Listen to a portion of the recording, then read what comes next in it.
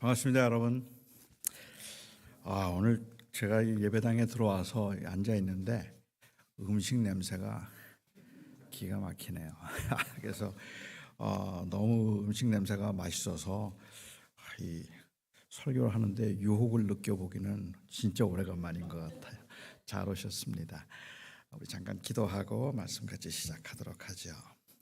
사랑하는 아버지 하나님, 우리 사랑하는 성도들의 삶의 현장에서 많은 일들이 있고 고민이 있고 또 분주하게 살아가지만 그렇게 살아가는 그 삶의 그 복잡함과 분주함 가운데 오늘 이곳에서 하나님의 말씀 앞에서 또 하나님의 원하심 그리고 우리의 삶을 돌아보는 시간을 갖기를 원합니다.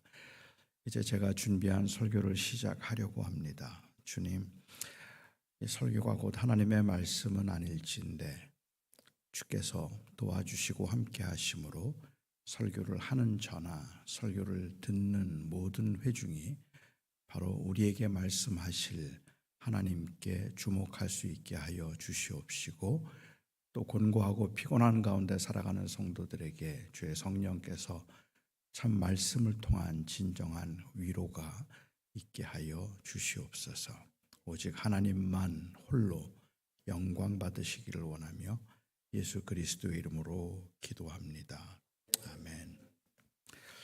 사람들이 소통하기 위해서는 언어가 같아야 합니다. 그렇죠? 언어가 다르면 서로 말을 소통하기가 어렵습니다. 그런데 때로는 같은 언어를 사용하고 있는데도 왠지 소통이 안 된다는 생각이 들 때가 있는 것 같아요. 같은 언어를 사용하는데 왜 소통이 안 될까? 여러 가지 다양한 이유가 있겠죠. 그 중에 하나는 어쩌면 그 사용하는 언어나 혹은 그 용어에 대한 기대와 의미가 서로 다르기 때문에 그래서 소통이 안 되는 경우도 있겠다 싶습니다.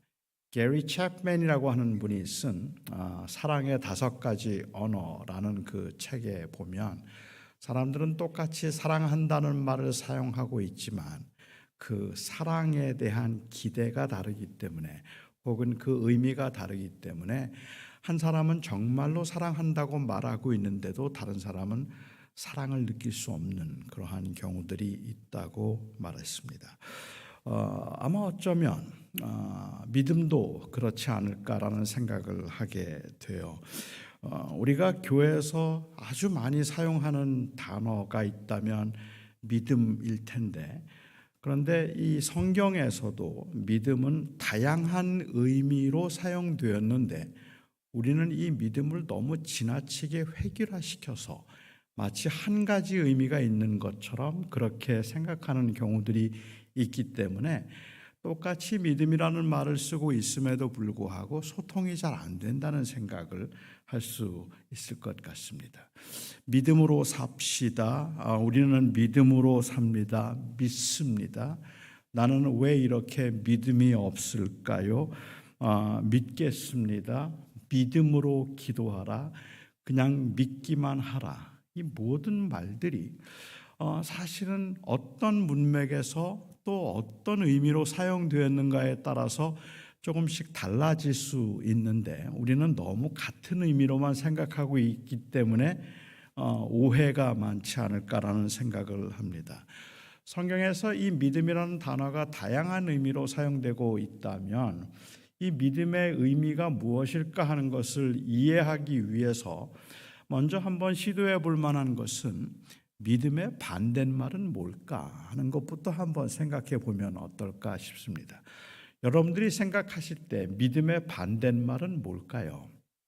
믿음의 반대말 하면 제일 먼저 떠오르는 것이 있다면 어떤 분들은 아마 믿음의 반대말은 의심이라고 생각하는 분들도 계실 겁니다. 사람들이 믿음의 반대말은 의심이라고 생각하게끔 하는데 어쩌면 결정적인 영향을 준 성경 구절이 있다면 야고보서 1장 6절 말씀이 아닐까 하는 생각을 합니다. 오직 너희는 믿음으로 구하고 조금도 의심하지 말라. 의심하는 자는 바람에 밀려 요동하는 물결과 같으니 두 마음을 품은 자로 정함이 없는 자로다. 무엇이든지 주께 구한 것을 얻을 줄로 생각하지 말라라고 얘기했습니다. 그러니까는 우리가 구할 때에 믿음으로 구하고 조금도 의심하지 말라고 했는데, 우리가 구하면서 의심을 하게 되면, 믿음으로 구하지 않고 의심을 하게 되면, 그러면 그 기도가 응답되지 않는다라는 의미라고 이해를 하죠. 그렇게 생각해 보면 결국 믿음으로 구한다는 것에 반대되는 말은 의심을 한다는 말이 되는 것 같아요. 그러나 이 말씀을 조금 더 자세히 살펴보면 오직 믿음으로 구하고 의심하지 말라는 말씀이 정말로 이 내 마음에서 분산되지 않은 두 마음을 품지 않고 반드시 될 것이라는 일종의 확신을 의미하는 것일까라는 생각을 좀 하게 됩니다. 야고보서에 있는 말씀은 우리가 기도할 때 의심하지 말고 믿음으로 구하면 하나님께서 주시는데, 의심하면 하나님이 안 주신다는 그러한 의미에서 하신 말씀이라고 보기는 어렵습니다. 사실은요.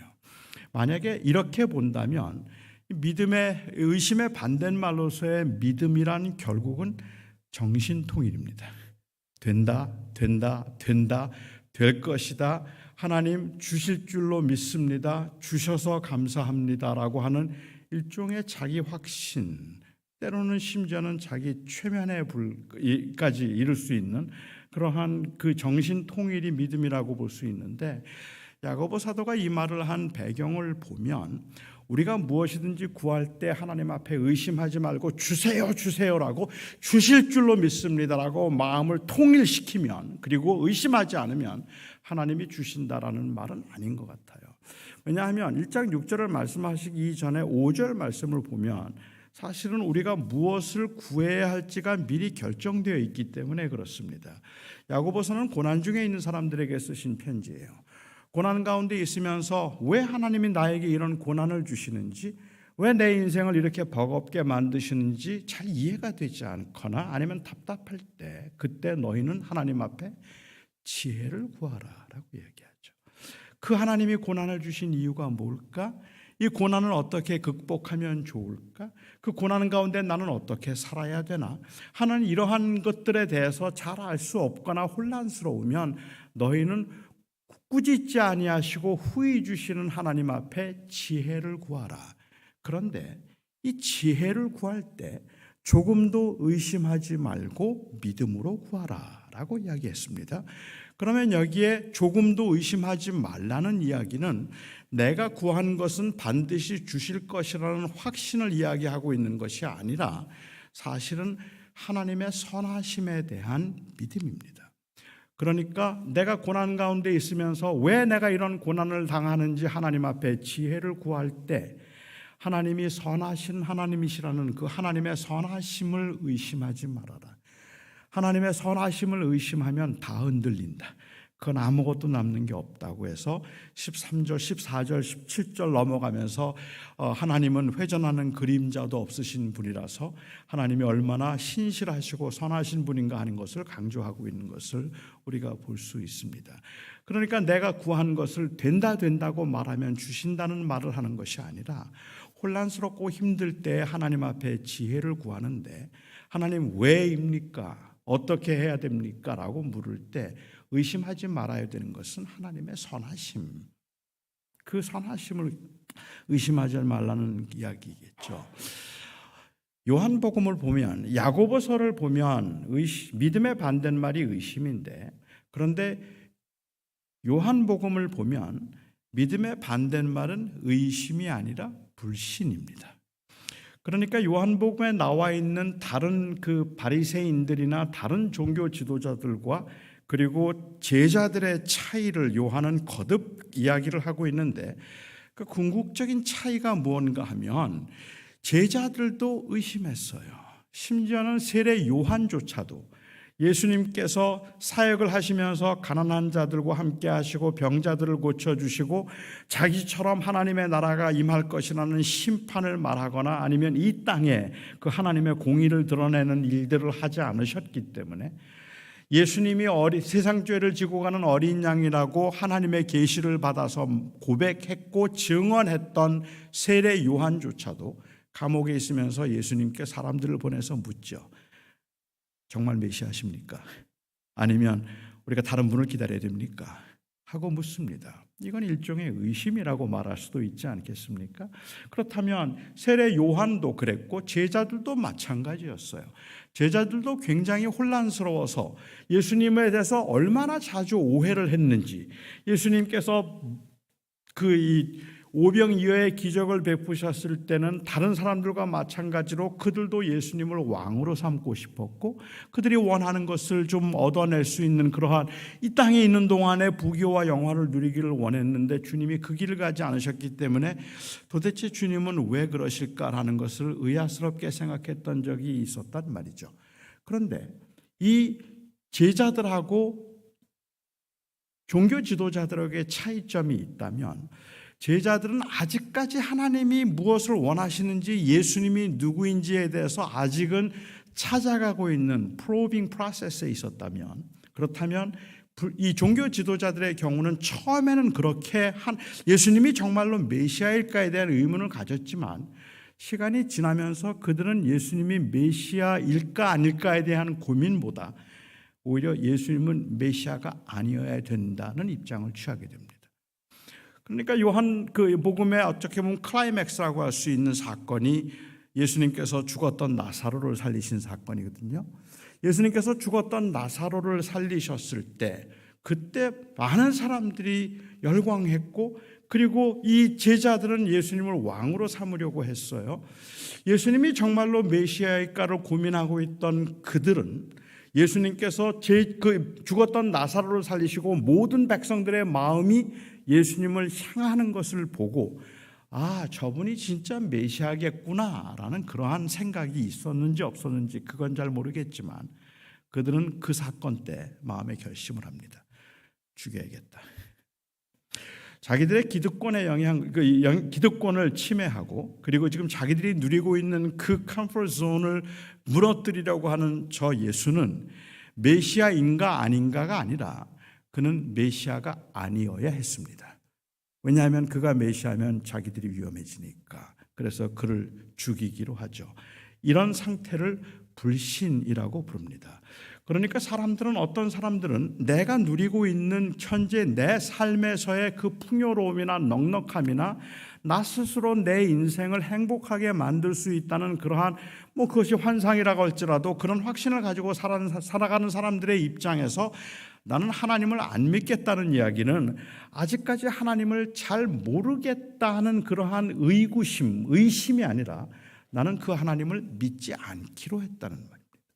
나는 내 인생이 나를 의지하기로 했다는 그러한 의미죠. 그러니까 안 믿는 사람들 중에 어떤 사람들은 잘 모르겠으니까 한번 보여줘봐 라고 말하는 사람도 있겠지만, 어떤 사람들의 경우는 아니에요.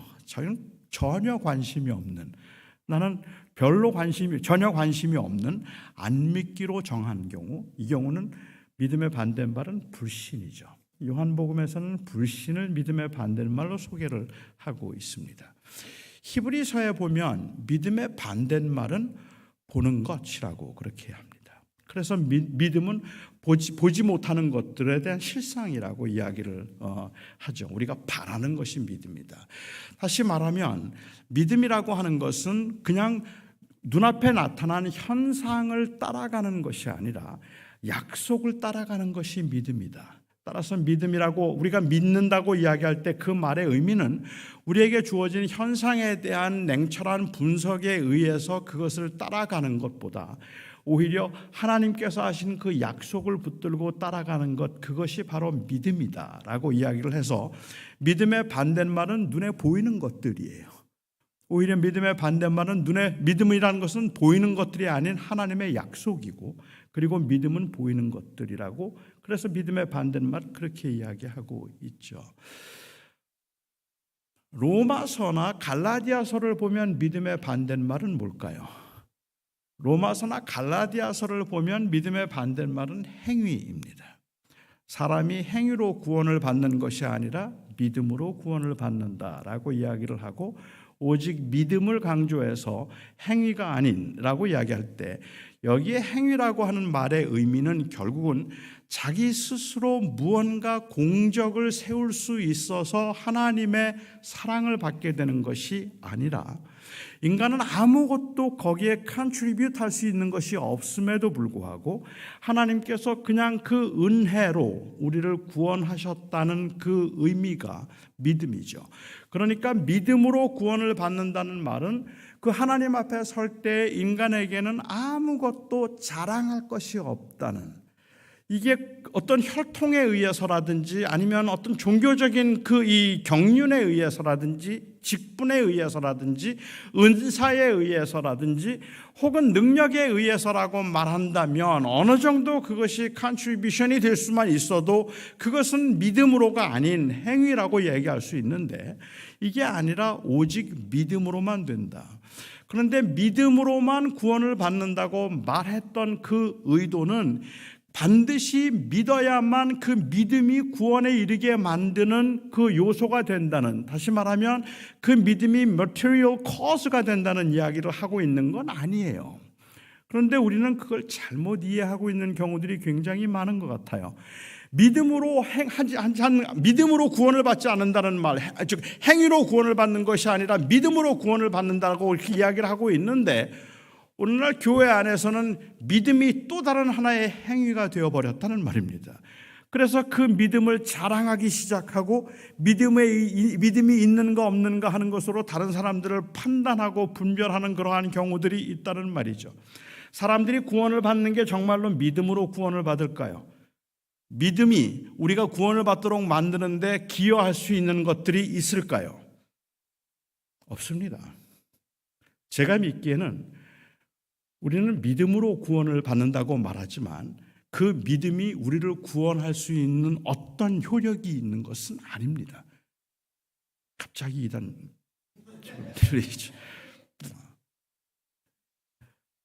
우리를 의롭게 하나님께서 우리를 보실 때 마지막 심판 때 너를 의롭다라고 칭하시고 그리고 구원을 주시는 그 근거는 내 믿음이 있는가 없는가를 보시는 게 아닙니다.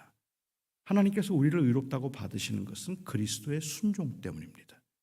그 그리스도의 순종 때문에 우리를 의롭다고 부르시는 것이지 그냥 우리의 믿음이 좋은가 나쁜가를 보고 결정하시는 문제가 아니라는 그러한 말입니다. 믿음은 material cause가 아니라 믿음은 instrument예요. 그것에 도달하게 만드는 수단이기는 하지만 그것이 우리로 하여금 하나님 앞에 의롭다함을 받도록 만드는데 어떤 궁극적인 기여를 하지는 못한다는 말이죠. 너무 복잡한 신학적인 말이죠. 제가 좀 설명을 드리자면 이런 것 같아요. 어떤 사람이 불치의 병에 걸렸습니다. 그 사람이 죽어갑니다. 아무도 살릴 수가 없어요. 현대의학으로는 살릴 수 없는 병이에요. 그런데 NIH에서 새로운 약이 하나 나왔어요. 아직까지 임상이 다 끝나지는 않았지만 그 약을 먹으면 살아요. 그래서 어느 분이 그 약을 가지고 와서 그 약을 그분에게 드렸어요. 선생님, 이 약 먹으면 삽니다. 이 약 드세요. 그래서 그분이 그것을 먹었어요. 그리고 병이 나았어요. 사람들은 너무 신기해서 찾아가서 묻죠. 아니 어떻게 된 거예요? 죽는다 그랬잖아. 그런데 어떻게 살았어요? 어떻게 살게 됐어요? 그러면 보통 일반적인 사람들의 반응은 무엇인가 하면 나도 죽는 줄 알았는데 어느 분이 약을 가져다 줬어요. 그래서 그 약을 먹고 내가 살았어요. 약이 나를 살렸어요. 그게 정상적인 반응일 겁니다. 그렇죠. 그런데 오늘날 믿음을 강조하는 교회의 모습은 어떤 모습인가 하면 아니 어떻게 된 거야? 어떻게 살았어요? 그랬더니 내가 먹었지. 누가 약을 갖고 왔더라고? 그리고 그거 먹으면 산대. 그래서 내가 먹었다고. 저 인간들은 안 먹고 다 죽잖아. 근데 나는 먹었거든. 그래서 마치 내가 먹었다는 사실이 나를 살린 것처럼 그 먹었다는 사실이 그 약이 효험을 이르게 만드는 인스트루먼트가 된 것은 사실이지만 그 내 믿음이 먹는다고 내가 믿었다고 해서 그 자체가 나를 살린 건 아니란 말입니다. 그것은 약이 살렸죠. 그리스도의 순종이 우리를 살리는 겁니다. 마치 이것은 어떤 우리가 집을 사기 위해서 집 문서가 필요하다고 한번 가정해 보죠. 그 집 문서가 있어야 그 집이 제 집이 되는 겁니다. 그런데 그 집 문서가 금고에 있어요. 그렇게 금고에 있어서 금고 문을 열고 집 문서를 가져오면 그러면 그 집이 제 집이 될 수 있습니다. 그 금고를 열 수 있는 비밀번호가 믿음이라고 부른다면 이게 인스트루먼트겠죠. 하지만 그 비밀번호를 안다는 것 자체가 그 집이 내 집이 되도록 하는데 컨트리뷰트한 건 하나도 없습니다. 그것이 내 집이 될 수 있도록 만드는 것은 문서예요. 그리고 그 문서에 액세스할 수 있었던 것이 비밀번호일 뿐이죠. 그러니까 어디 가서도 나 그 비밀번호 알아요라고 아무리 이야기를 해도 나 그 비밀번호 알아요. 그 비밀번호 알고 있다고 아무리 이야기를 해도 그래서 그 집이 내 집이 되지는 않는다는 말입니다. 그 비밀번호를 안다는 것 자체는 바로 그 문서에 액세스할 수 있는 인스트루먼트가 있다는 것을 의미하는 것뿐이죠. 그런데 오늘날 교회에서는 그 중세 교회가 행위에 의해서 믿음을 받는, 아니 행위에 의해서 믿음을 구원을 받는다고 말하지는 않았겠지만 행위가 구원에 컨트리뷰트 한다고 말을 했던 것에 반대해서 그게 아니라 인간은 아무것도 할 수 없기 때문에 오직 은혜입니다라는 그 말을 믿음이라는 말로 표현을 했는데 오늘날 복음주의 교회는 애석하게도 믿음이 또 다른 하나의 공적이 되어버린 것 같죠. 그래서 내가 믿음이 있는가 없는가를 가지고 서로 자랑하려고 하는 그러한 경우들, 사람을 판단하려고 하는 그러한 경우들도 발생하게 되는 것 같습니다. 믿음이 무엇인가 하는 것을 보려면 제가 생각할 때는 믿음을 이해하기 위해서는 믿음의 여러 가지 요소들이 있다는 것을 아는 것도 중요합니다. 믿음의 반대말이 어떤 것인가? 성경에서만 보아도 믿음의 반대말은 의심이기도 하고 불신이기도 하고 행위이기도 하고 눈으로 보이는 가시적인 그 현상들과 환경들이다라고 그렇게 말씀을 드려서 믿음이 얼마나 다양한 그 스펙트럼을 가지고 있는가 하는 것을 말씀을 드렸는데 믿음의 요소를 생각해 보아도 믿음이라고 하는 것은 정말로 다양한 요소들을 가지고 있지 않을까라는 생각을 해요. 우선 사람들이 생각하는 믿음이란 무엇인가를 생각할 때 처음으로 많은 사람들이 생각하는 믿음은 일종의 지적 동의를 믿음이라고 불러요. 그러니까 뭔가에 동의를 하면 그게 믿음이 있는 거라고 생각을 하는 거죠. 지적인 동의는 믿음에서 굉장히 중요한 요소입니다. 하지만 그럼에도 불구하고 지적인 동의가 믿음의 전부를 의미하는 건 아니에요. 그 믿음의 본질을 의미하는 것도 아니에요. 그런데 교회는 애석하게도 자꾸만 그 지적인 동의를 intellectually agree 하게 만드는 것, 그게 마치 믿음이 있는 것처럼 생각하고 그 동의를 받아내기 위해서 교회가 굉장히 열심히 전도를 하고 있는데 동의를 얻기 위해서 하고 있는 그 전도의 방식이 제가 이해하기에는 어쩌면 그냥 단순히 기독교라는 그 기독교의 교세를 확장시키기 위한 그러한 상술처럼 보일 때가 있다는 것이 너무 애석하다는 말입니다. 그냥 단순히 내가 믿습니다라고 이야기를 할 수 있는 그 동의만으로는 그것은 우리가 믿음이라고 부를 수 없다는 말이죠. 예수님이 하나님의 아들이신 것, 그것은 제자들만 동의했던 거 아니에요. 마귀도 알아요. 야고보서 1 말씀 기억하시죠? 너희는 하나님이 한 분인 줄을 아느냐? 잘하는도다. 마귀도 믿고 떠느니라. 하나님이 한 분이라는 건 마귀도 알아요. 그러니까 단순히 거기에 동의했기 때문에 그것을 믿음이라고 부를 수 있는 것은 아니라는 말입니다.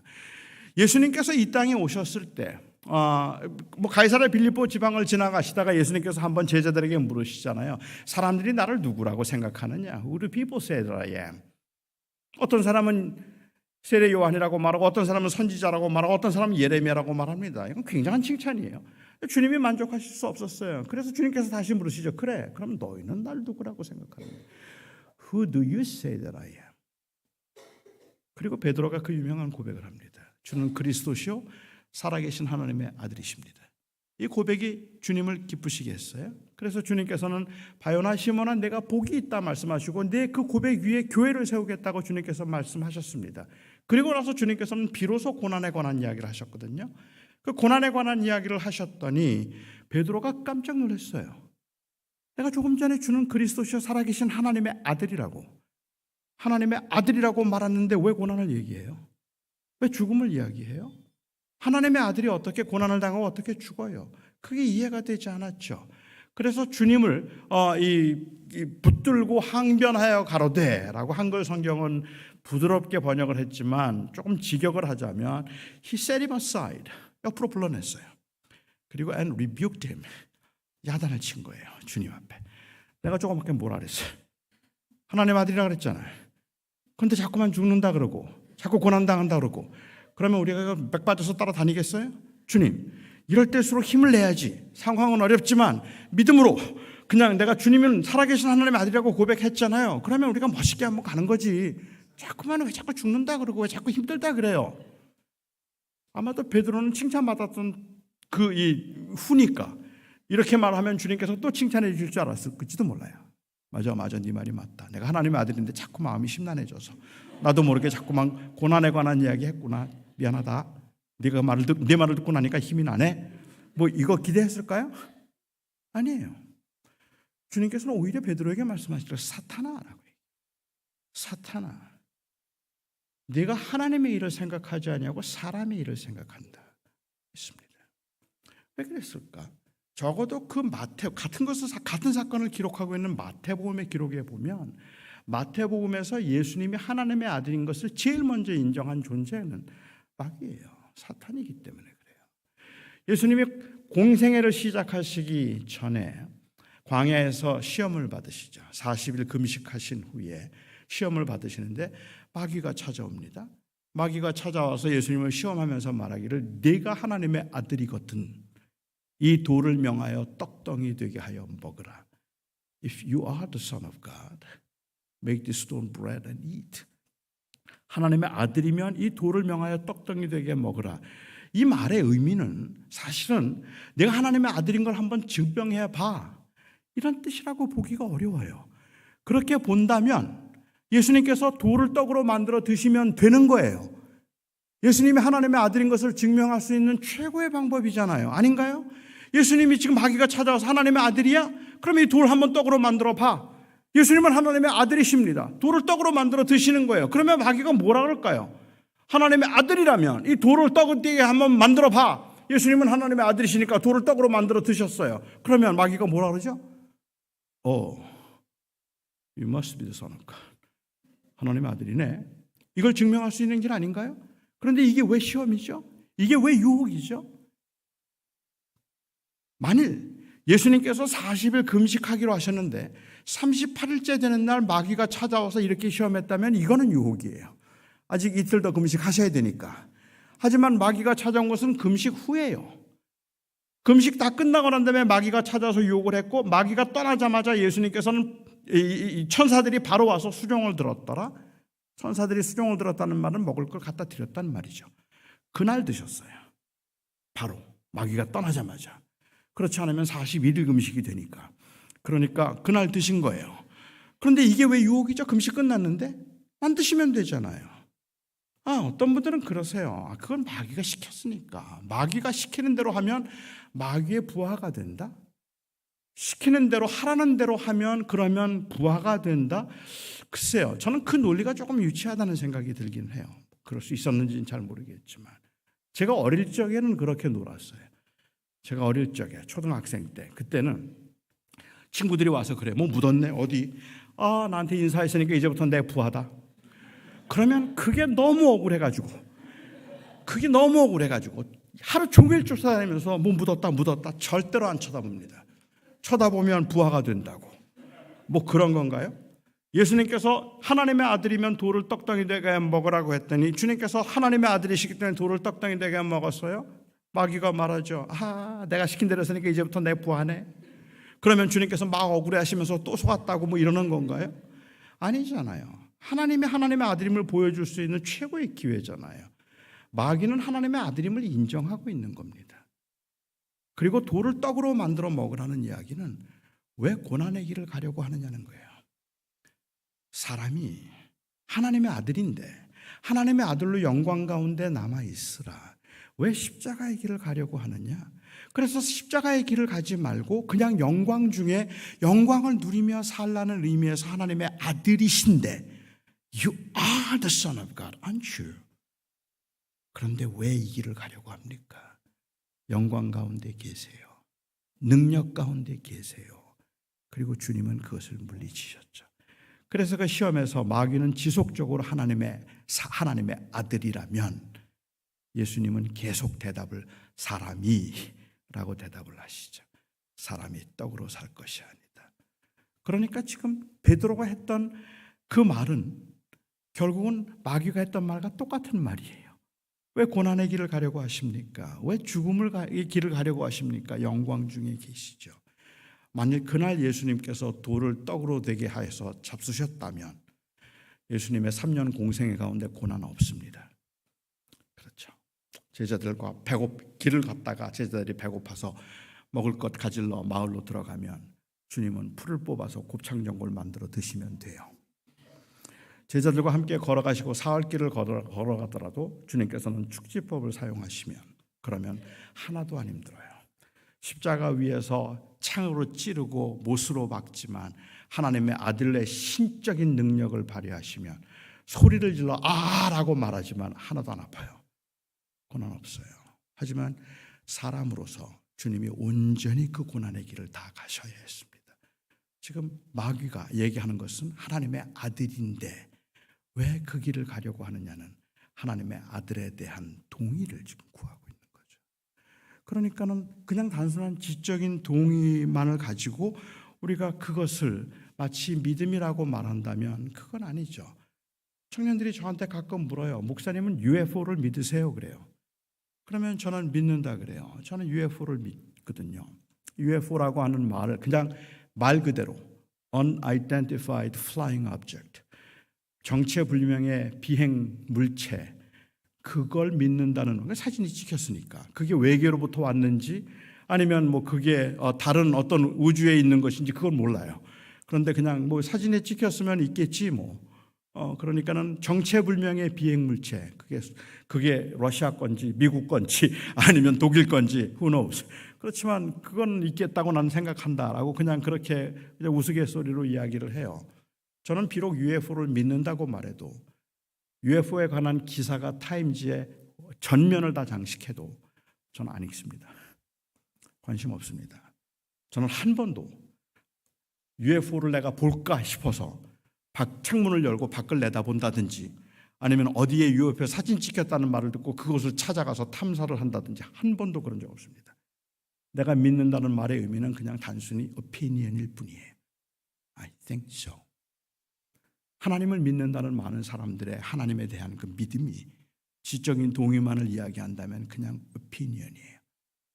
하나님이 존재하는 것 같아. 하지만 아무 관심이 없어요. 그게 내 삶에 별로 의미가 없는 그러한 동의. 그런데 우리는 자꾸만 그 동의를 구해내려고 하는 거죠. 그래서 사람들에게 전도를 하면서도 그냥 동의만 얻어내려고 하는 거예요. 우리가 전도를 할 때 제일 먼저 해야 되는 말은 모든 사람이 죄인이라는 것을 인정하도록 하는 것이죠. 그렇잖아요. 그런데 죄인이라는 것을 인정하는 것이 얼마나 심각하고 얼마나 간절하고 얼마나 정말로 치명적인 문제인가에 관해서는 말하고 싶어 하지 않아요. 전도를 정말 잘하는 사람은 어떤 사람인가 하면 사람에게 죄인임을 인정하도록 하는데 기분 나쁘지 않게 죄인임을 인정하도록 만들 수 있는 능력이 있으면 그 사람이 전도 잘하는 사람이에요. 그러니까 모든 사람이 죄인인 것을 인정하도록 하기 위해서 저는 전도를 하면서도 그렇게 전도를 하려고 하죠. 뭐 죄인인 것을 믿으십니까? 기분 나쁘잖아요. 그 말부터가 벌써. 어쩔 수 없이. 그러니까 우리 다 죄인이에요. Right? 예. 십자가에 죽으시지 뭐 이렇게 이해할 만한. 누구든지 그 믿기만 하면 죄를 다 용서해 주신대요. 글쎄 그 죄에 대한 심각성도 별로 모르고 있는 상태에서 예수님이 우리를 위해서 죽으신 건 믿으세요? 글쎄요. I'm not so sure about that. 뭐 대단한 뭐 감동적인 것도 아닌 거고 그렇죠? 사람은 누구나도 죄니까. 그냥 just say yes. 이거 공짜예요, 공짜. yes만 하면 그러면 영생을 주신다잖아요. say yes. 예. 형제님 축하합니다. 오늘 예수 그리스도를 주님으로 영접하시고 그리고 이제 영원한 나라를 영생을 얻으셨습니다. 저 잠깐 기도하실까요? 보통 그냥 거부하기를 불편해하는 사람들은 네, 그러면 하나님 오늘도 이 영혼을 구원해 주셔서 감사합니다라고 열심히 기도하는데 본인은 정작 아무 느낌도 없어요. 그런 상황에서 우리는 자꾸만 동의만 받아내려고 하는 거죠. Say yes. 그리고 그 한 번만 나오시면 돼요. 하지만 진정한 복음의 의미는 그런 게 아니잖아요. 어떤 분들이 생각할 때 믿음이라는 것은 지적인 동의뿐만 아니라 또 어떤 경우에는 믿음은 일종의 확신을 믿음이라고 부르는 것 같아요. 그래서 믿음이 좋다는 말은 어떤 일에 대한 확신을 가지고 있다는 말. 그리고 사람들이 나는 왜 이렇게 믿음이 없을까요? 라고 말할 때 그 말의 의미는 그 일에 대해서 내가 나름대로 확신을 갖지 못하고 있는 경우라고 생각을 하는 건데, 확신을 가지고 산다는 것은 중요한 일이기는 하지만 그 확신이 믿음에서 필요한 경우도 있기는 하겠지만 엄밀한 의미에서 확신은 결국은 관점의 문제라고 저는 생각해요. 그러니까 그것에 의해서 우리가 하나님을 신뢰함의 정도가 달라지는 건 아니겠다는 말입니다. 제가 3년 전에 달라스로 이사를 갔습니다. 이사를 가면서 저는요, 이제 목회를 26년을 이민교회에서 목회를 했는데, 목회를 할 때는 그래도 교회 사무실이 있으니까 거기에 이제 책들을 두고 집에도 책을 두고 이제 그렇게 지낼 수 있었는데, 은퇴를 하고 난 다음에는 이 책들을 전부 다 둘 만한 그러한 방이 있었으면 좋겠다는 생각을 했었어요. 그래도 오래 목회를 했고 공부를 오래 했으니까 책은 그래도 많은데, 이 책들을 좀 제 꿈은 좀 집이 서재가 좀 큰 방이 있어서 그 큰 서재에 책을 다 소장해 놓고 그리고 거기에 앉아서 이 책을 보면서 공부하는 거, 이제 그게 제 로망이에요. 제가 달라스로 이사를 가면서 제 아내에게 그랬어요. 여보, 이번에는 좀 서재로 쓸만한 큰 방이 있는 집으로 이사를 가자. 방이 좀 커야 되겠다. 그리고 이사를 가면 좋겠다 그랬어요. 그러니까 제 아내가 반대를 해요. 제 아내가 저에게 아니라는 거예요. 이제 우리가 은퇴를 했는데 지금 큰 집이 왜 필요하냐는 거예요. 우리는 경제적으로도 그 큰 집을 감당할 만큼 능력이 되지도 않고, 우리는 설령 능력이 된다고 할지라도 우리는 가능한 한 줄여서 최소화시켜야 되는 거라고 생각하고, 자기가 보기에는 지금까지 저하고 그렇게 오랫동안 살면서 자기 보니까 제가 그 책들을 안 보더래요. 보지도 않으면서 왜 그렇게 책을 그렇게 많이 집에다가 쌓아놓고 이사갈 때마다 그렇게 힘들게 만드는지 모르겠다고, 자기 생각에는 그냥 그 책을 신학생들에게 나누어 주는 게 좋겠다. 젊은 목사님들에게 나누어 주면 그분들은 좀 읽을 가능성이 있지만 당신은 안 읽어. 그런데 여러분도 아시잖아요.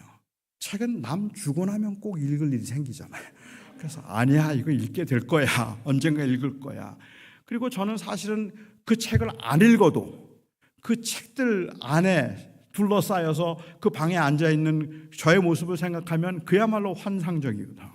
그러니까 나는 큰 집이 큰 방이 큰 방이 있는 집을 가자고 이야기를 하고, 제 아내는 그걸 다 나누어 주고 책들을 가능한 한 다 나누어 주고 꼭 필요한 책만 가지고 우리가 미니멀로 집을 줄여서 작게 하고 살자는 거였었어요. 제가 제 아내에게 그렇게 말해요. 여보, 자꾸 경제적으로 어렵다 그러니까 여보, 하나님이 내가 그동안의 목회를 그동안 이렇게 했는데 하나님께서 우리가 기도하면 그런 집 안 주시겠어? 우리가 기도하면 하나님께서 큰 집 살 수 있도록 그렇게 하나님께서 기도도 안 해보고 무조건 안 된다고만 그러면 그 도대체 무슨 믿음이야? 일단 기도해보고 하나님 앞에 구하자고. 하나님이 틀림없이 우리에게 주실 거야. 믿음으로 구하자. 왜 이렇게 믿음이 없냐? 그리고 제 아내가 저에게 말해요. 여보, 당신은 왜 이렇게 믿음이 없냐? 그걸 하나님이 원하지 않는다는 걸 모르겠어? 그건 하나님이 기뻐하시는 게 아니야. 그러니까 믿음으로 줘. 믿음으로 다 나눠줘. 그리고 그냥 가도 당신이 절대로 난 이 책은 안 읽게 될 거라는 믿음만 있다면 그렇다면 얼마든지 나눠줄 수 있으니까 주자는 거예요. 누구 믿음이 더 좋은 거죠? 누구 믿음이 더 좋은 걸까요? 이건 사실은 관점의 문제일 뿐이에요. 그렇죠. 제가 그래서 큰 집으로 이사를 갔을까요? 꽤 많은 책들을 저는 신학생들에게 나눠줘야 했어요. 그래서 그냥 와서 원하는 대로 다 가져가라고, 내가 또 안 읽는 책만 주는 것은 그거는 아무 의미가 없어서 꼭 필요한 책들이 있다면 와서 다 가져가라고, 그래서 책을 많이 가져갔어요. 여전히 지금 이사 갈 때마다 조금 불편하고 부담스럽기는 하지만, 믿음이라는 것은 결국은 관점의 문제인데 확신의 문제라는 것은, 믿음이 확신이라는 말은, 이것은 어찌 생각하면 내가 가지고 있는 그 확신이 하나님이 기뻐하실 것이라는 그것이 아닌데도 불구하고 내 욕망과 욕심을 합리화시키고 있으면서 그것을 마치 믿음이 좋은 것처럼 이야기를 한다는 말이에요. 하나님께서 반드시 그렇게 주실 거야 라고 기도를 하는 것, 그것이 정말로 좋은 믿음이라고 말할 수 있을까? 성경에는 좋은 믿음과 나쁜 믿음에 대한 기록이 없어요. 딱 한 번 번역상 좋은 믿음이라고 그렇게 번역된 그 경우가 있다면 로마서 14장이라고 제가 생각되는데, 우상에게 제물로 바쳐졌던 음식들, 그 음식을 먹어야 되느냐 먹지 말아야 되느냐 하는 문제를 가지고 고민할 때, 그 교회가 힘들어졌을 때, 그때 바울이 말하면서 믿음이 연약한 자를 받되 너희가 비판하지 말라. 근데 여기서 믿음이 연약한 자라는 것은 어떤 자인가 하면, 결국은 사도 바울의 입장에서는 우상에게 제물로 바쳐진 음식이라고 할지라도, 제물이었다고 할지라도 감사함으로 받으면 아무 문제가 없다는 생각이었어요. 그게 그의 입장이에요. 그러니까 그거 먹어도 괜찮아요. 어차피 돌에게 아니면 나무에게 절한다고 그 음식이 부정해지는 거 아니니까 감사함으로 받으면 못 먹을 음식이 없다. 마켓에 가거든 음식을 살 때 이거 제물이었습니까 아니었습니까 묻지 말라는 거예요. 그냥 가서 사라. 물으면 사람들이 말하겠죠. 유대인인 줄 알면. 제물이라도 제물 아니라 그럴 거 아닙니까? 그러니까 결국은 그건 양심의 문제일 뿐이에요. 그러니까 묻지 말아라 그냥. 그리고 먹어도 된다. 바울은 먹어도 된다는 입장이었어요. 그런데 어떤 사람들은 먹는 게 굉장히 자기를 부정하게 만드는 것 같아요. 제물이었던 걸 먹으면 평생 한 번도 먹은 적이 없는데, 그런데 그걸 먹고 나면 그러면 왠지 죄를 짓는 것 같기도 하고 내 몸이 부정해지는 것 같은 생각이 들어서 못 먹겠는 거예요. 그렇게 못 먹겠는 사람, 먹지 못하겠다 싶은 사람들을 가리켜서 바울은 말할 때 믿음이 적은 자들이라 그랬어요. 이 믿음이 적다는 말의 의미는 결국은 관점의 문제죠. 이거 괜찮다. 어차피 모든 음식은 다 깨끗한 것이라서 감사함으로 받으면 다 먹을 수 있어 라는 이 일에 대해서 확신이 없단 말이에요. 불안하단 말이에요. 그래서 못 먹겠다고 말하는 사람들, 그 사람들을 바울은 믿음이 적은, 그래서 NIV 성경에서는 여기에 믿음이 적은이라는 믿음이라는 단어를 confidence라는 말로 의역을 했어요. 확신이 적은, 약한, 뭐 그런 말이라는 뜻이겠죠. 못 먹겠다고 하는 거예요. 그런데 그런 사람들을 비판하지 말라는 거예요. 받으라 라고 이야기를 하면서 그 다음에 바울이 했던 말이 14장 5절에 했던 말이 재밌는데, 무슨 음식을 먹든지 어떤 날을 안식일로 지키든지 각자 자기 마음에 정한 대로 하면 된다 얘기해요. 세상에 이런 말이 어디 있어요? 이렇게 상담할 수 있으면 목사하기 얼마나 편하겠어요. 그렇잖아요. 목사님 제가 11조를 네트에서 해야 되나요? 그로스에서 해야 되나요? 알아서 하세요. 주일날 제가 교회를 가야 될까요? 말아야 될까요? 온라인으로 예배도 되나요? 각자 마음에 정한 대로 하시면 돼요. 그냥 알아서 각자 마음에 정한 대로 하시면 돼요. 뭐 이렇게 얘기하는 것 같잖아요. 그러니까는 바울이 이야기할 때 그 부분에 있어서는 어떤 확신에 관한 문제라고 이야기를 한다면 네 마음에 정한 대로 하라고 얘기를 하는 거예요. 그런데 이것이 그냥 단순히 기회주의가 아닌 이유는, 바울은 그 말을 하고 난 다음에 그 다음에 하는 말 14장 6절에서 했던 말씀이죠. 우리 중엔 누구도 우리를 위해서 사는 자 없잖아. 우리 다 주를 위해서 살잖아. 살아도 주를 위해 살고 죽어도 주를 위해서 죽어서 우리가 다 주님이 우리의 주님이라는 고백이 있으니까, 그러니까 그 고백을 가지고 내리는 결정들은 다 존중해 줘야지. 각자 마음에 정한 대로 해도 돼. 그 고백이 진실하다면. 바울은 그 이야기를 하고 있는 거죠. 그러니까 어떤 일에 대한 확신은 결국은 확신을 가질 수도 있어요. 그건 나쁘지 않아요. 하지만 마치 그런 일에 대해서 확신이 없다고 해서 믿음이 없다고 그렇게 말할 건 아니라는 말입니다. 이 교회 사이즈가 그렇게 크지 않은데 목사님이 기도 중에 환상을 봤다고 얘기하면서 한 600만 불짜리 하는 교회를 사자고 그러시는 거예요. 그러고서는 아유 글쎄요, 지금 우리 예산에서는 지금 100만 불도 힘든데 600만 불짜리를 어떻게 사요? 집사님, 왜 이렇게 믿음이 없어? 기도하면 하나님께서 안 주시겠어요? 주시지. 그렇게 얘기하면 그 말 앞에서 꼭 믿음이 없는 사람처럼 보인단 말이에요. 꼭 그냥 무조건 해야 된다고 말하는, 하나님께서 모든 것을 하실 수 있는 분이라고 생각하기 때문에 심각한 오해죠. 하나님이 모든 걸 하실 수 있다는 것에 대해서는 우리는 조금도 의심하지 않아요. 하나님의 능력을 의심하는 사람은 여기 계신 분들 중에 없을 겁니다. 하나님께서 이 텔레스 한인 침례교회를 2년 안에 1000명 되는 교회로 만드실 수 있을까요? 아멘. 만드실 수 있죠. 전능하신 하나님이신데, 능력의 하나님이신데 만드실 수 있죠. 하나님께서 오늘 이 저녁 설교 끝나고 난 다음에도 저로 하여금 뛰어서 여기에 내려가게 하실 수 있을까요? 아멘. 하실 수 있죠. 우리는 하나님이 전능하시다는 것과 하나님은 무엇이든지 하실 수 있다는 것을 의심하지 않아요. 그러니까 우리는 우리에게 주어진 삶의 현장에서 끊임없이 의심을 해야 되는 거예요. 그런데 그 의심은 하나님의 능력에 대한 의심이 아니라 정말 하나님이 원하실까에 대한 의심인 거죠. 하나님이 원하실까 하는 것에 대한 의심을 가져야 되는 건 맞잖아요. 어떤 사람은 그 일에 대해서 굉장한 확신을 가지고 이야기를 하지만 그 확신이, 그 사람이 가지고 있는 그 확신이 믿음이라고 생각을 해서 무조건 순종해야 되는 건 아닌 거죠. 전혀 관심도 없는데 한 형제가 찾아와서 자매에게 이야기를 해요. 어젯밤에 주님께서 나에게 말씀하셨다고. 너는 나와 결혼해야 된다. 우리 결혼하자. 그런데 왜 주님이 나한테는 말씀하지 않으셨죠? 넌 아직 믿음이 부족해서 그래. 그렇지만 주님께서 나에게 말씀하셨으니까 나하고 결혼해야 돼. 아니면 너는 화가 미치리로다. 어떻게 해야 돼요? 어떻게 해야 돼요? 그 확신을 가지고 이야기를 하고 있는데, 나는 아직까지 잘 모르겠는데, 하지만 꼭 마치 안 하면 벌 받을 것 같은 생각을 해서, 그래서 혹시라도 결혼을 하겠다는 생각을 한다면, 그러면 정말 다 결혼할 수 있어요. 그 확신은 하나님을 신뢰하는 것과 별개의 겁니다. 그렇죠. 그래서 저는 그건 아니라고 생각을 해요. 아마도 우리가 믿음을 이야기할 때 때로는 그 일에 어떤 일에 확신도 필요하고 때로는 그 일에 대한 지적인 동의도 필요하지만 이 모든 것들을 종합해서 우리가 해야 되는 그 참된 성경이 말하고 있는 믿는다는 말의 의미는 저는 신뢰함이라고 생각해요. 맡긴다는 말이죠. 그것을 내가 맡길 수 있고 신뢰할 수 있는 것, 그것이 진정한 의미에서의 믿음이라고 그렇게 부를 수 있을 것 같아요.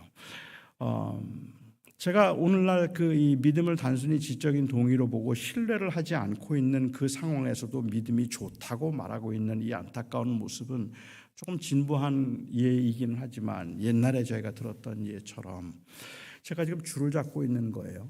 이 줄은 명예의 줄이고 재물의 줄이고 좋은 학교를 나와야 성공하고 좋은 직장에 들어가야 내가 행복해질 수 있고 또 안정된 삶을 사는 것이 곧 인간의 행복이라 생각하는 그 줄이에요.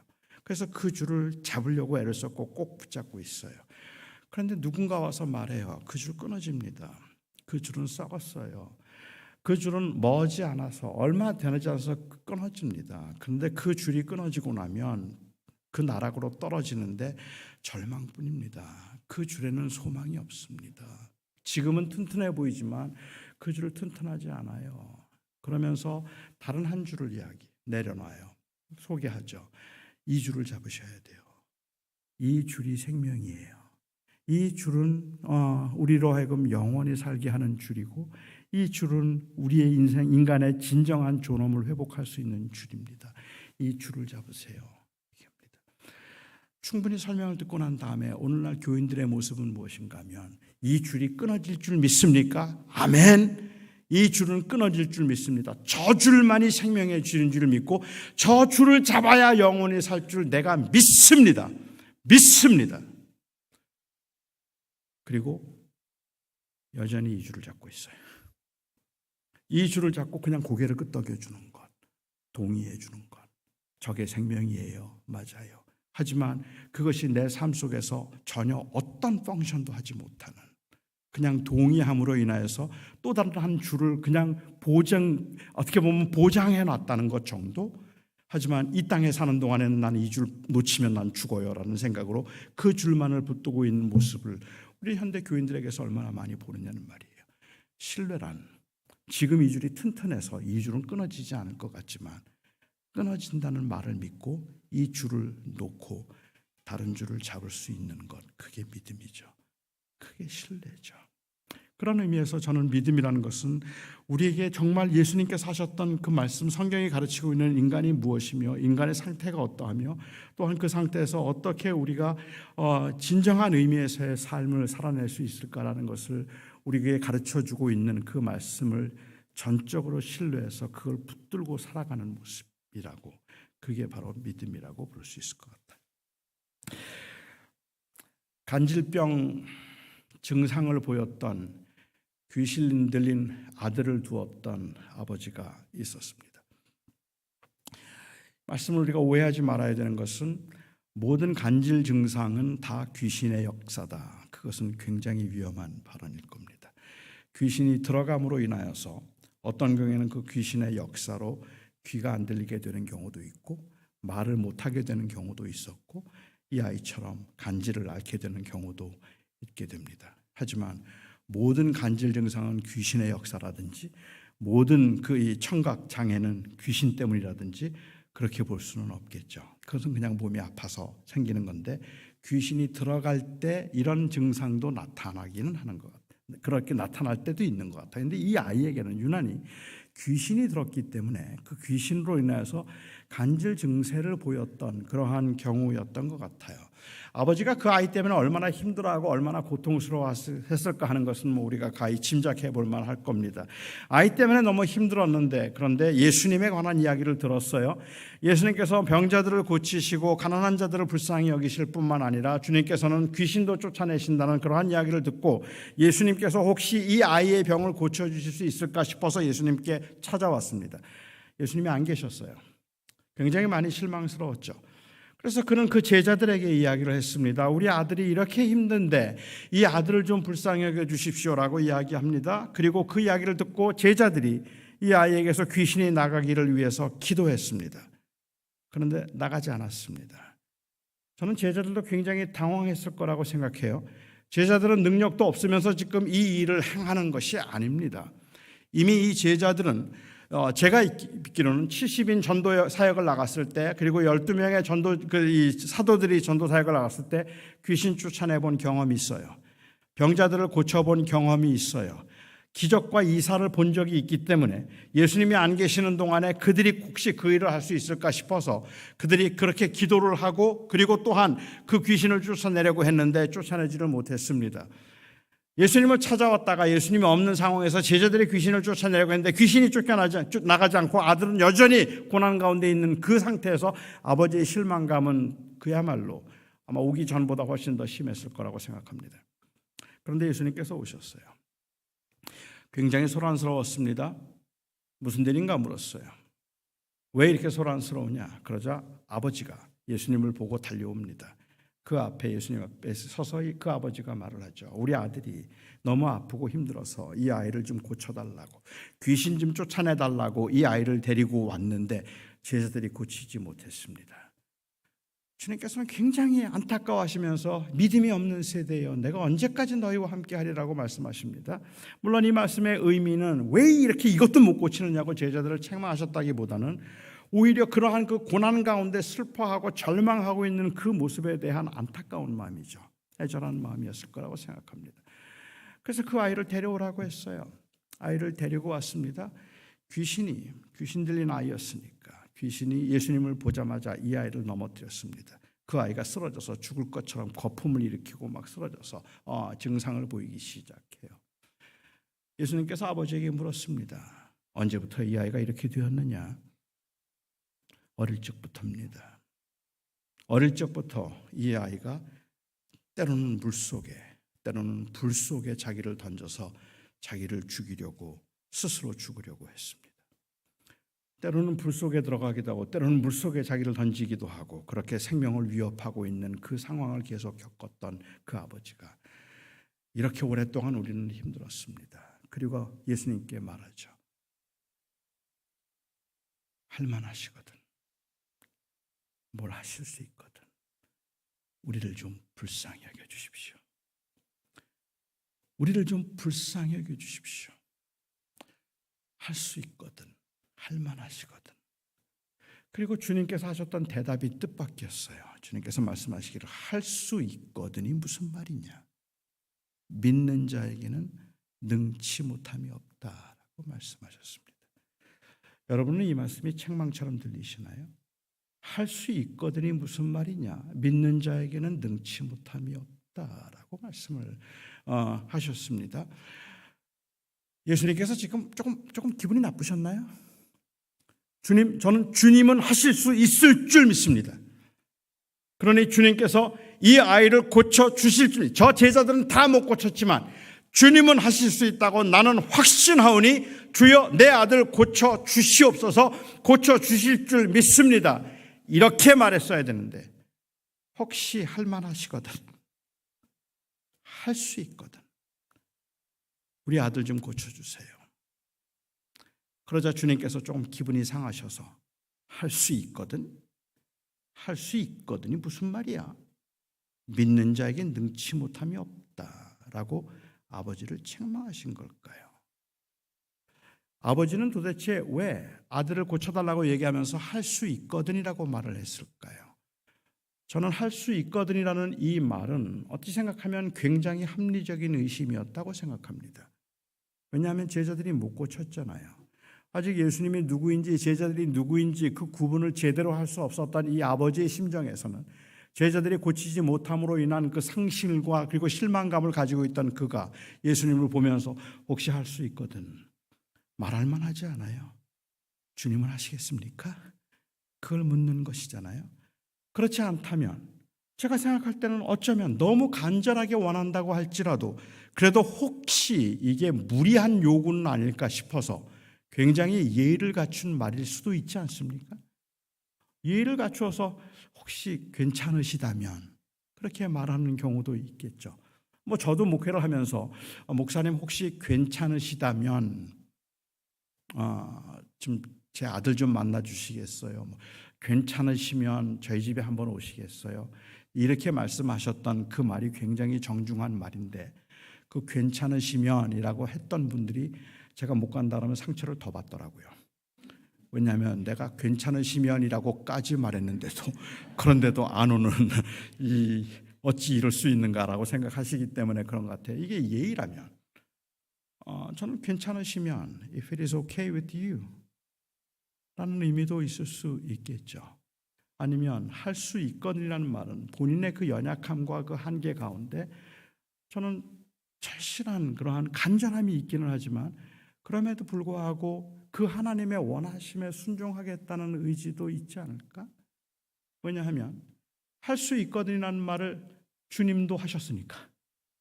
주님께서 겟세마네 동산에서 기도하시면서 헬라어로 보면 똑같은 단어예요. 똑같은 말을 쓰고 있어요. 주님께서는 겟세마네 동산에서 기도하시면서 아버지 하나님 앞에 기도할 때 할 수 있거든 이 잔을 내게서 거두시옵소서. 이 말의 의미는 하나님의 능력을 지금 의심하고 있는 말이거나 아니면 능력에 지금 기대어서 이 말을 하고 있는 거 아니잖아요. 주님 하실 수 있어요? 그러면 내 잔 좀 옮겨보세요. 이 말이 아니잖아요. 그는 그 길을 가야 한다는 걸 너무 잘 알았잖아요. 너무 잘 알고 있지만 이게 너무 고통스럽다는 말이잖아요. 이게 너무 힘들다는 말이잖아요. 그게 너무 힘들고 너무 아프기 때문에 할 수 있거든 이라고 그렇게 표현하셨죠. 하지만 혹시 이거 안 가도 되는 겁니까? 이런 말이 아니라 안 가도 된 일이 있다면 안 가고 싶다고 할 만큼이나 그렇게 힘들다는 이야기를 지금 하고 계신 거잖아요.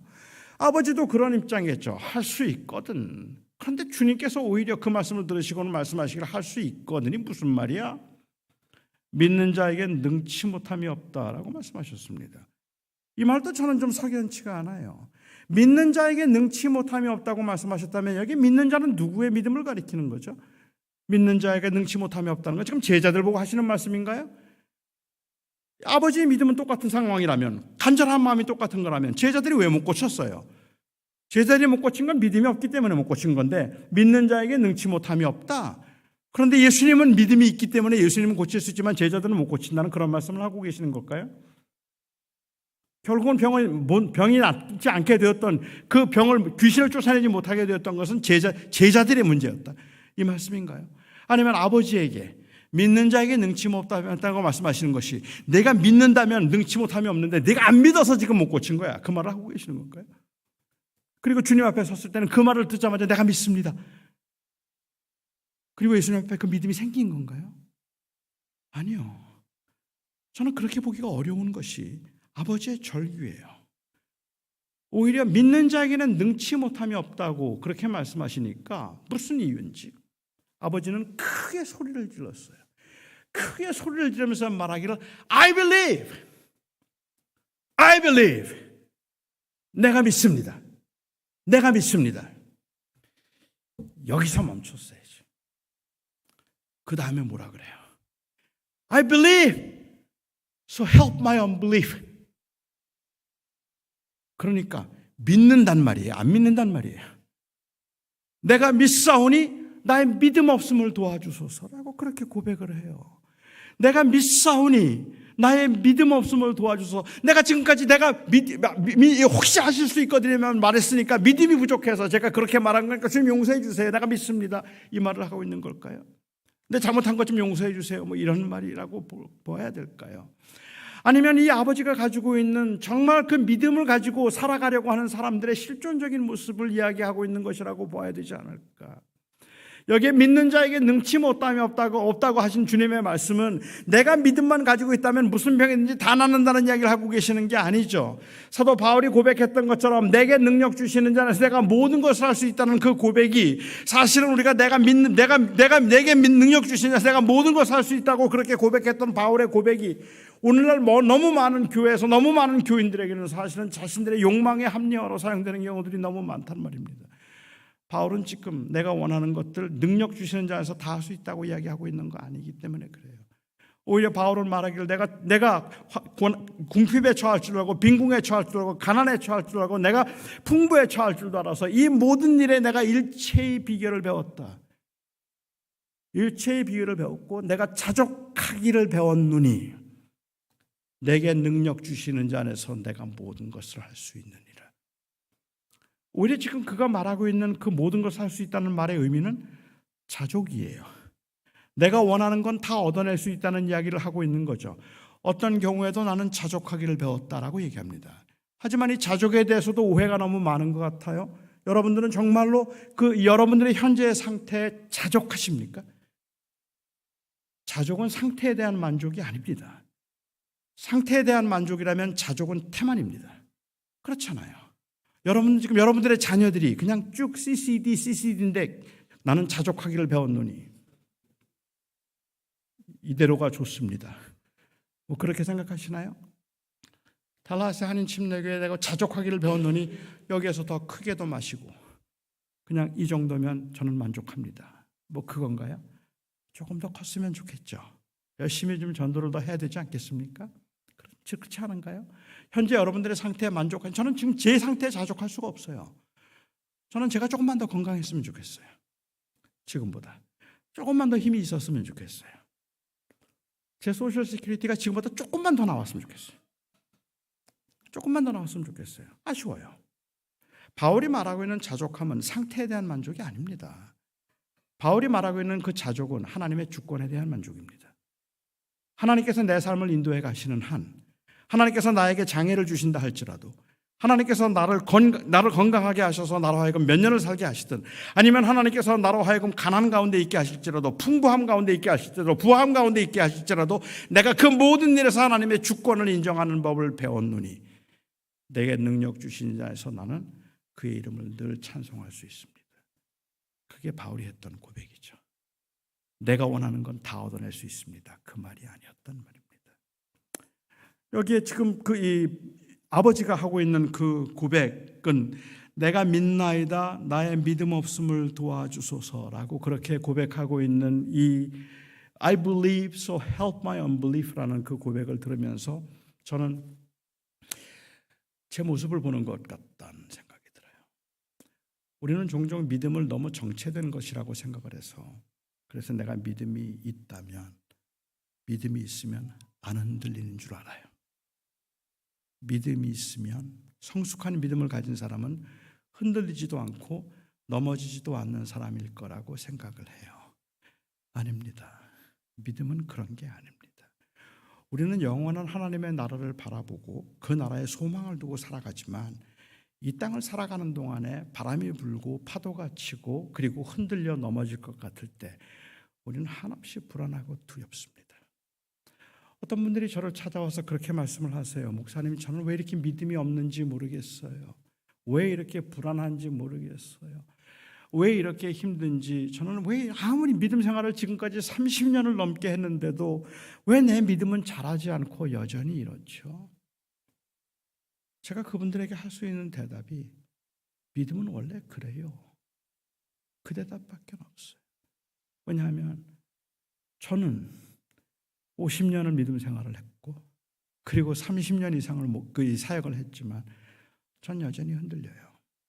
여전히 힘들어요. 조금만 불안한 일이 생겨도 잠을 이룰 수가 없고, 그리고 조금만 가족 중에 누가 아프다는 이야기만 들어도 가슴이 덜컥 내려앉기도 하고 힘들기도 하고 불안하기도 하고 두렵기도 하고, 잘 견디고 있는 것 같고 이만하면 됐겠다 싶은 생각이 들었다가도 갑자기 어느 날 다가온 한 소식 하나에 속절없이 무너져 버리는 것이 우리예요. 우리의 그 연약함, 우리의 그 한계, 우리의 그 부족함, 우리는 어떤 경우에도 내가 믿음이 좋기 때문에 나는 흔들리지도 않고 넘어지도 않는 그런 평온한 상태를 계속해서 유지할 수 있다는 그런 말을 하는 것이 아니죠. 예수 그리스도가 나의 생명의 주인 것은 분명히 믿는데, 그런데 앞에서 파도가 일기 시작하면 막 불안해요. 그래서 우리의 고백은 내가 믿습니다. 그러니 나의 믿음 없음을 좀 도와주십시오. 그게 우리의 기도일 수밖에 없는 거죠. 우리가 생각하고 있는 이 믿음이 지나칠 정도로 어느 때는 그 추상화된 혹은 어떤 정체된 한 상태에 머무는 것이라고 생각해서, 믿음이 좋은 사람은 그래서 웬만한 일에서는 흔들리지도 않고 늘 마음의 평온을 유지할 수 있는 사람, 아니요. 마음의 평온을 유지하는 것처럼 보이는 건 가능할지 모르겠지만 환난과 그 광풍 앞에서 흔들리지 않는 건 불가능하죠. 믿음을 우리가 믿는다고 이야기를 할 때, 저는 이 내가 믿사오니 나의 믿음 없음을 도와주소서라는 이 고백은 사실은 위선에서 비롯된 모순이 아니라 그 긴장에서 비롯된 역설입니다. 그런데 우리는 그걸 자꾸 모순이라고 생각하는데 우리가 갖는 아픔이 있는 것 같아요. 난 왜 이렇게 안 될까? 그래서 믿음이 좋은 성숙한 사람들은 제가 생각할 때 어떤 경우에는 그 성숙이라는 것이 꼭 독립을 말하는 것 같다는 거예요. 꼭 독립을 말하는 것 같은, 난 믿음이 있기 때문에 독립된 사람이 되는 것 같은, 그게 성숙함. 그러나 어쩌면 세상에서 말할 때 성숙이라는 것은 독립이겠죠. 하지만 성경에서 말하는 성숙은 독립이 아니라고 생각해요. 제가 여러 번 간증에서도 혹시 보신 분들이 계시겠지만, 저는 제가 생후 8개월 때 소아마비 장애를 얻게 되었기 때문에 어릴 적부터 제 마음속에 가지고 있던 그 강박은 나는 강해야 된다는 생각이었습니다. 저는 제가 강하기 위해서 열심히 공부했고요. 강하기 위해서 저는 소셜 라이프에서도 언제나 분위기를 주도하는 사람이었습니다. 약해 보이고 싶지가 않았기 때문에. 다른 사람들 앞에 약함으로 보이면 패배이고 약해 보이면 그러면 무시를 당한다는 생각이 들었기 때문에 저는 강해지려고, 강하기 위해서 굉장히 애를 많이 썼습니다. 강하려고 했었어요. 그렇게 강해지고 싶었기 때문에 제가 목사가 되겠다고 고등학교 2학년 때 헌신하고, 그리고 제가 했던 기도가 하나님 저 다리 좀 고쳐주십시오 하는 그 기도였습니다. 강하고 싶었습니다. 저를 좀 강하게 해주십시오. 결국은 다리를 고쳐달라는 이야기는 저를 좀 강하게 해달라는 말이니까 하나님 제 다리 좀 고쳐주십시오. 저를 좀 강하게 해주십시오. 그렇게 4년 동안 기도한 끝에 어느 한 신유 집회에서 하나님께서 저에게 깨달음을 주셨습니다. 그때 주님께서 저에게 들려주셨던 주님의 그 깨달음은 난 널 강하게 하지 않겠다는 것이었습니다. I'm not going to make you strong. No. I'm not going to make you strong. But I will be your strength. 하지만 내가 너의 강함이 되어줄 거야. 나를 강하게 하지 않지만 나의 강함이 되어주겠다는 그 주님의 주님께서 주셨던 그 깨달음, 이것은 결국은 저로 하여금 주님, 저는 한순간도 주님의 도우심과 은혜 없이는 못 삽니다 라는 고백을 하게 만들었습니다. 지금까지도 저는 저의 연약함 생각하면 나는 왜 이렇게 약할까? 왜 이렇게 자주 흔들리지? 왜 이렇게 쉽게 넘어가지? 왜 아무것도 아닌 일들일 것 같은데 왜 이렇게 불안해하지? 왜 이렇게 두렵지? 저는 그날 제 장애의 문제가 해결되었고, 그리고 그 이후로 저는 제가 장애인이기 때문에 불행하다는 생각은 지금까지 단 한 번도 한 적이 없습니다. 지금도 저는 장애인이라서 제가 불행하다고 생각하지 않습니다. 하지만 장애가 가져다주는 그 불편함은 저를 굉장히 우울하게 만듭니다. 곳곳에서 문득문득 그 장애로 인한 불편함, 조금 걷다가 힘들다 싶을 때 이거 진짜 그만 살까? 그런 생각도 들었다가 이거 너무 힘들다는 생각을 하게 되는, 장애가 가져다주는 불편함은 이거는 가벼운 게 아닙니다. 가난해서 불행하다고 생각하지는 않겠죠. 하지만 가난이 가져다주는 그 불편함은 괜찮다가도 어느 한 순간에 그냥 내가 아무것도 아닌 것 같고 갑자기 무너져 내리게 되죠. 이 세상에 말하고 있는 세상의 가치와 세상의 기준대로 생각한다면 나 그런 것 때문에 불행하지 않아. 나는 뭐 공부를 못했다고, 아니면 내가 좋은 대학을 나오지 못했다고 나 그래서 불행하지 않아.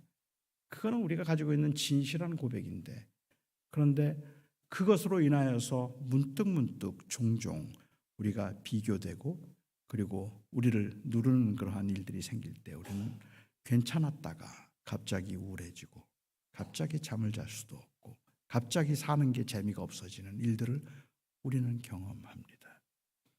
그게 우리예요. 저는 그런 상황에서 이 아버지의 그 고백이 저에겐 너무 감사하단 말입니다. 내가 믿습니다. 그러니 나의 믿음 없음을 좀 도와주십시오. 예수 그리스도가 나의 주님이라고 나는 믿는데, 그런데 그래서 나는 더 이상은 불행하지 않다고 생각하는데, 불편함으로 우울해지거나 불편함으로 인하여서 비교에 의해서 내가 자꾸 초라해질 때 하나님, 나의 믿음 없음을 좀 도와주소서. 그것이 믿음이죠.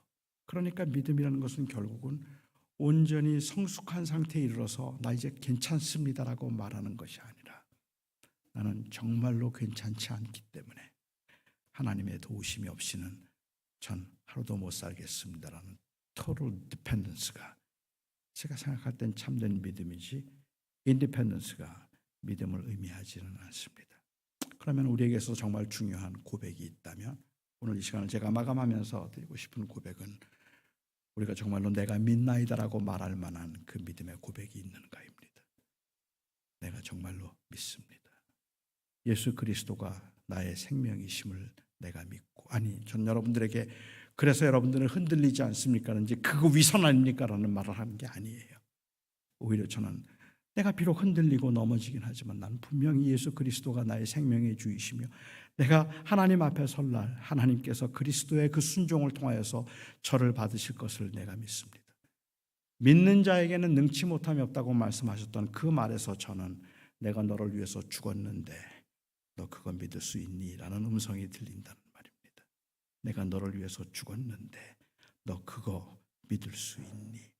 비록 우리는 부족하고 흔들리긴 하지만 그런 가운데서 하나님이 나를 버리지 않으시고, 하나님께서 나를 사랑하셔서 그 아들을 통해서 나를 구원하셨고, 그 아들을 통해서 하나님께서 나에게 새로운 생명을 주셔서 그것만이 나의 유일한 소망인 줄 알고 나는 이 땅에서 버겁고 힘들게 살아가고 있지만, 그럼에도 불구하고 그리스도를 붙들고 그리스도를 의지하며 살아가기를 원합니다. 너 믿니? 믿는 자에게 능치 못함이 없다. 하나님께서 그 믿는 자들을 결코 버리지 않으실 거야. 그것을 믿는 우리의 고백은 나는 믿습니다. 그런데 주님 아시잖아요. 그런데 왜 이렇게 두려워요? 힘들어요. 그러니 나의 믿음 없음을 도와주소서. 그게 이 땅을 살아가고 있는 저희들의 기도이고 고백이라고 저는 생각합니다. 사랑하는 성도 여러분, 우리의 정체성은 이 땅을 믿음으로 살아가는 우리들은 세상과 구별되었기 때문에 그래서 전혀 흔들리지 않는 사람들이 아닙니다.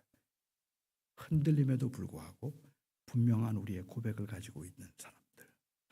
저는 여러분들이 오늘 이 두 가지를 함께 기도할 수 있으면 좋겠어요. 우선은 주님, 제가 너무 부족하고 나 스스로가 나를 봐도 내가 위선자라고 여길 만큼 답답하지만, 그렇지만 주님, 저는 믿습니다. 하나님이 나를 사랑하시는 것도, 하나님이 나를 버리지 않을 것도, 그리고 하나님께서 나와 함께 하실 것도 내가 믿나이다. 그 고백을 다시 한번 붙드실 수 있기를 바라고, 그래서 나의 믿음 없음을 도와주소서 기도할 수 있기를 바랍니다. 기도하겠습니다. 사랑하는 나의 아버지 하나님, 하나님께서 이 절망적인 저희를 사랑하셔서 그 아들을 주시고 아들을 통하여 그를 믿는 자마다 영원히 살게 하셨음을 저희가 믿습니다. 하지만 주님, 그 믿음을 따라서 이 세상에서 담대하게 흔들림이 없이 살기에는 저희가 너무도 부족해서 우리의 믿음 없음을 도와주시기를 구하지 않을 수 없습니다.